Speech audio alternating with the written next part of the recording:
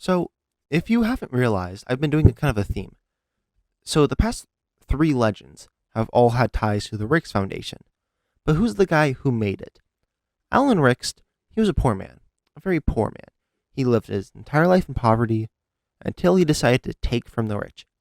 You know, a very futuristic Robin Hood. And he created a company. And he used this company to do a whole lot of bad things. But when you have a whole lot of bad things to do, sometimes people are under protection. So what do you do to bypass the protection? Go into a blood sport.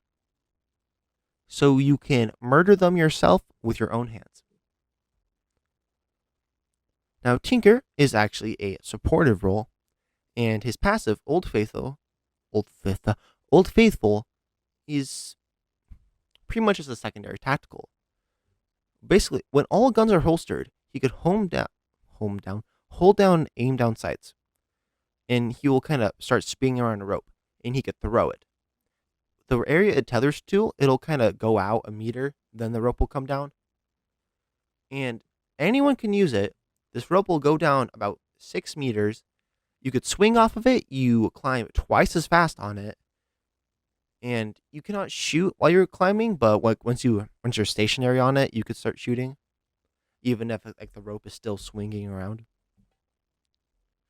Now Tinker can break his own ropes. He has a max of 5 ropes he can deploy at a time. He has 3 charges and 10 seconds of cooldown per charge. This passive is actually pretty strong because it provides mobility to literally everyone. And if you're able to immediately slam down 3 ropes, you can cross quite a lot of chasms. A lot of chasms. Or you can just throw it in an area where it's pretty much impossible to climb up. This would also kind of stack nicely with Revenant's passive, as he will climb even faster on the ropes.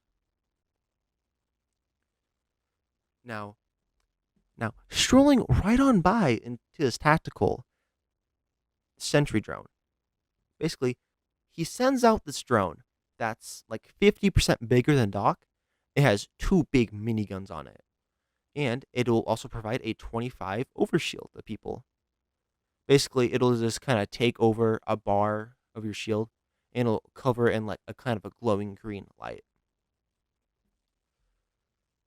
And what this turret does, you think it's going to do quite a lot of damage, right? Not really. It is 40 DPS, with it firing 8 bullets that do 5 damage. The drone is kind of above the person it's deployed to, and it takes a while for it to lock onto someone. It takes 3 seconds for it to lock on someone. It has a range of 5 meters, so if they're like 6 meters out, it won't even try shooting at them. And the drone itself has 60 health. If the drone is destroyed, the overshield will go away if it has not already been shot out, I guess. Also, this drone will last for about 15 seconds before going away. When the drone goes away, the overshield also goes away. You know how it is. And after the drone goes away, the cooldown will start. It has a cooldown of 30 seconds. Now, the drone, I'm thinking would be really annoying, as the drone that has the drone shooting you is already kind of annoying, but then it also grants the person 25 extra shield to just do whatever with, meaning they could tank a crypto EMP. Although I guess you would also lose the drone because the drone goes away from a crypto EMP. But other than that, the drone is a very annoying ability, and it would probably need some sort of tinkering with. Although at least Mirage gets another use. Now for the ultimate amp field. Basically, he throws down this device similar to a Gibraltar bubble or Newcastle shield, in which it will create a 6 flat meter range. So it's on the floor, essentially.